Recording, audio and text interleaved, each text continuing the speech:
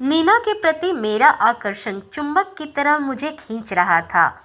एक दिन मैंने हंसकर सीधे उससे कहा, मैं तुमसे प्यार करता हूँ। वह ठहाका मारकर हंसी। तुम बड़े नादान हो रवि जी। महानगर में प्यार मत करो, लुट जाओगे।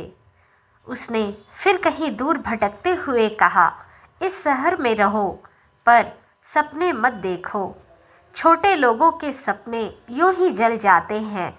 जिंदगी में सिर्फ राख और धुआं बचते हैं। सच तो यह है कि प्यार यहाँ जांघों के बीच से फिसल जाता है। कितना बेहुदा ख्याल है नीना। किसका? तुम्हारा, मैंने तल्ख होकर कहा। और किसका? यह मेरा ख्याल है। वह हैरान सी हुई। तुम यही समझे तो मेरा है। ओह, उसने दुखी होकर कहा। फिर भी मैं कह सकती हूँ कि तुम कितने अच्छे हो। काश मैं तुम्हें समझा पाती। नहीं ही समझाओ तो अच्छा।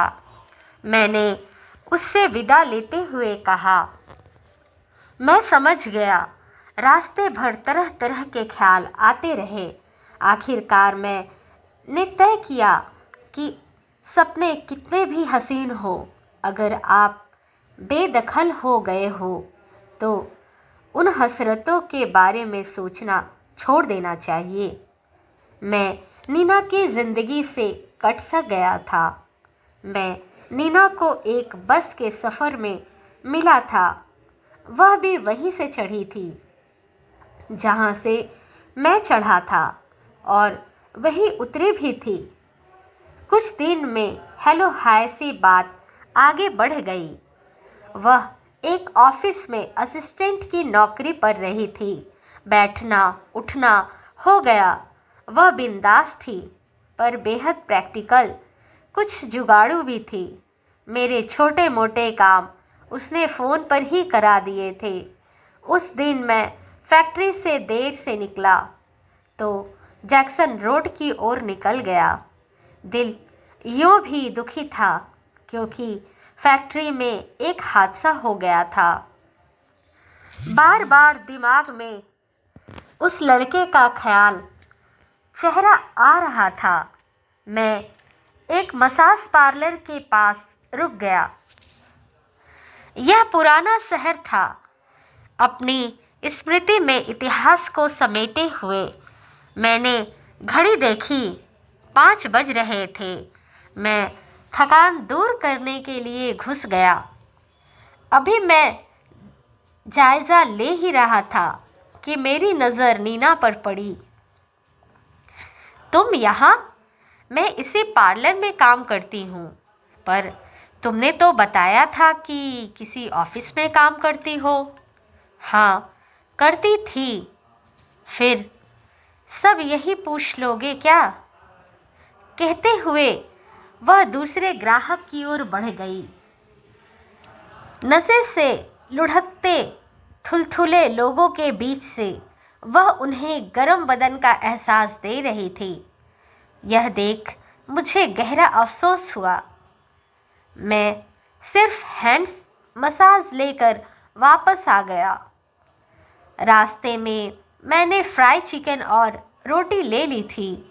कमरे में पहुंचकर मैंने अभी खाने का एक गस्सा तोड़ा ही था कि मोहन आ गया। आओ मोहन, मैंने कहा। बड़े मौके से आए हो तुम। क्या है? मोहन ने मुस्कुराते हुए पूछा। वह एक दवा की दुकान पर सेल्समैन था। पूरा कंजूस और मजबूर आदमी। अक्सर उसे घर से फ़ोन आता था जिसमें पैसे की मांग होती थी। इस कबूतर खाने में इसी तरह के लोग किराएदार थे जो दूर कहीं गांव घर में अपने परिवार को छोड़कर अपना सलीब उठाए चले आते थे। मैंने थाली मोहन की ओर खिसकाई। बिना चूं चूं किए वह खाने लगा। मोहन बोला, यार रवि, तुम्हें ठीक हो, तुम्हारे घर वाले तुम्हें नोचते नहीं।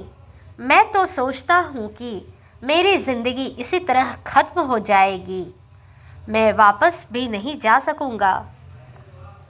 गांव पहले यह सोचकर आया था कि 3-4 साल कमा कर लौट जाऊँगा, मगर 8 साल होने को है, मैं यही हूँ।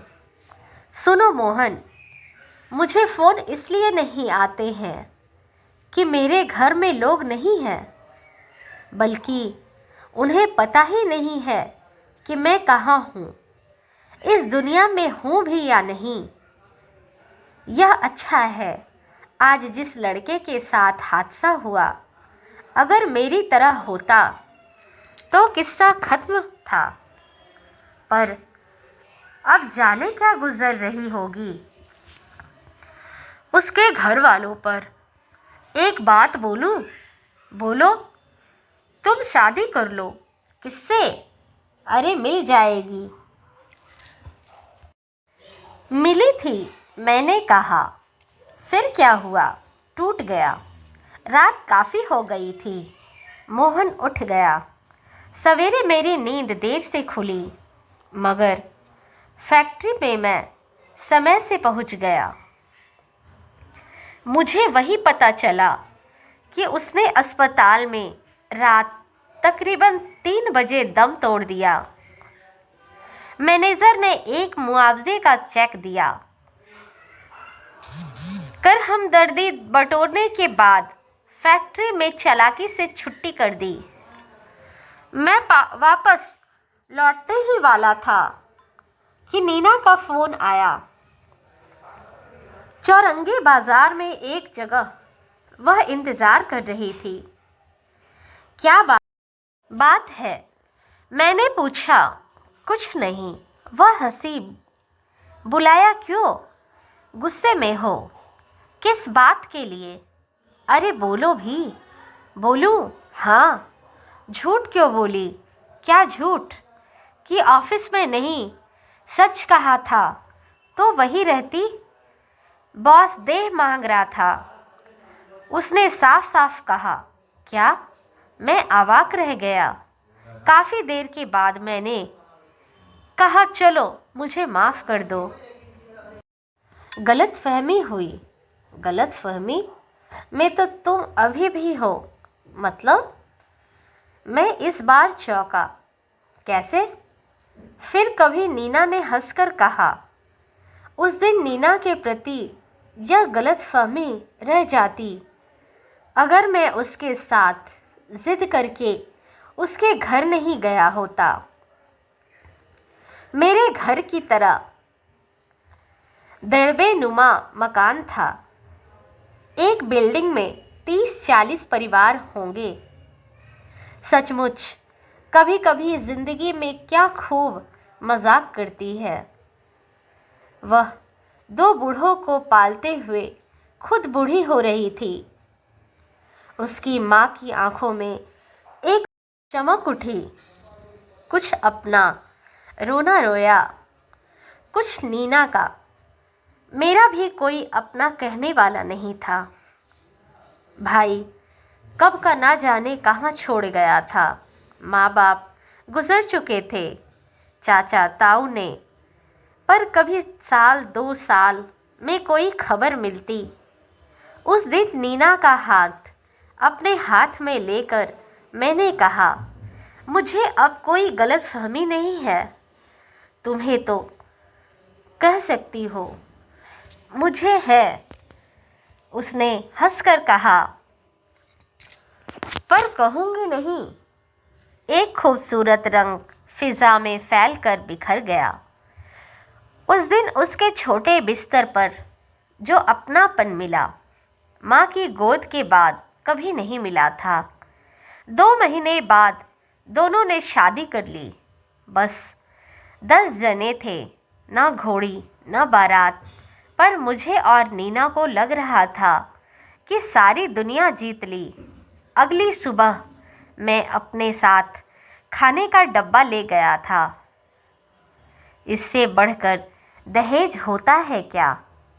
कोई मौका मिलते ही उसकी छाती को भी बीरा कभी बर्दाश्त नहीं करती और मारपीट पर उतारू हो जाती। स्कूल, गली मोहल्ले, खेत खलिहान, खेत के मैदान, बीरा को हर रोज इन समस्याओं से जूझना पड़ता था। धीरे धीरे पूरे गांव में यह प्रचार होने लगा कि बीरा किन्नर है। इसी बीच बीरा की मां की मौत हो गई। अब तो बीरा की परेशानियों को दुनिया में समझने वाला भी कोई नहीं रहा। बीरा की मां उसे एक लड़की की तरह जिंदगी जीने का सलीका सिखाने आई थी। खाना बनाना, बर्तन धोना, लड़की की तरह श्रृंगार करना, सब कुछ उसने अपनी माँ से सीखा था। बीरा के पिता को लोग चिढ़ाने लगे, खुलेआम मजाक उड़ाने लगे। तेरी बेटी किन्नर है, इसने तो गांव की नाक कटवा दी है। आज तक इस गांव में कोई किन्नर पैदा नहीं हुआ है। बीरा के पिता का भी बर्ताव बदलने लगा। जैसे जैसे बीरा के कदम जवानी की तरफ बढ़ने लगे, गांव के लड़के उसकी तरफ खींचने लगे और मौका मिलते ही और ज़्यादा छेड़ने लगे। बीरा इन हरकतों से तंग आ चुकी थी। एक दिन बीरा के पिता ने कहा, तुम घर से निकल जाओ, रोज रोज के झगड़ों से मैं तंग आ चुका हूँ। बीरा भी अपने परिवार वालों का रुख देखकर घर से निकल गई और बिना मंजिल के एक ट्रेन पकड़ ली। उसे मालूम नहीं था कि कहाँ जाना है। बीरा आसनसोल स्टेशन पहुंची, जहां किन्नरों की हैंड से उसकी मुलाकात हुई। उसने खाना खिलाया, प्यार से बातें की और ट्रेन में ही गाने का कर लोगों को पैसा वसूल सिखाया। बीरा अब पैसे तो कमाती थी, लेकिन उसका सुख नहीं भोगती थी, क्योंकि सारा पैसा किन्नर की हेड ले जाती। वह 4 महीने तक आसनसोल में रही।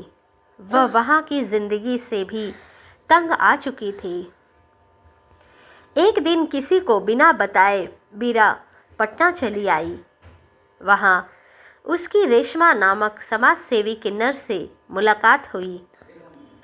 रेशमा ने बीरा के दर्द को समझने की कोशिश की। बीरा पढ़ना चाहती थी। रेशमा ने उसका बीए में दाखिला करा दिया। वह मन लगाकर पढ़ने लगी, अपना खर्च निकालने लगी।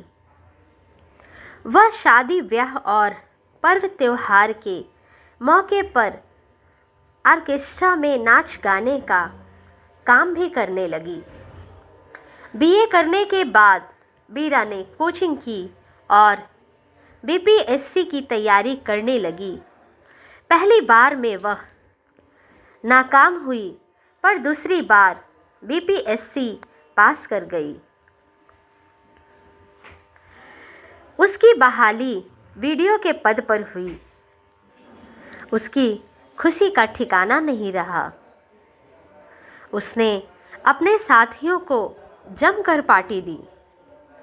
बीरा के पिता को जब गांव वालों से मालूम हुआ तो उन्हें यकीन ही नहीं हो रहा था कि जिसे वे अपने गांव वाले हिकारत की नज़र से देखते थे, वह बीरा पढ़ लिख कर अफसर बन गई।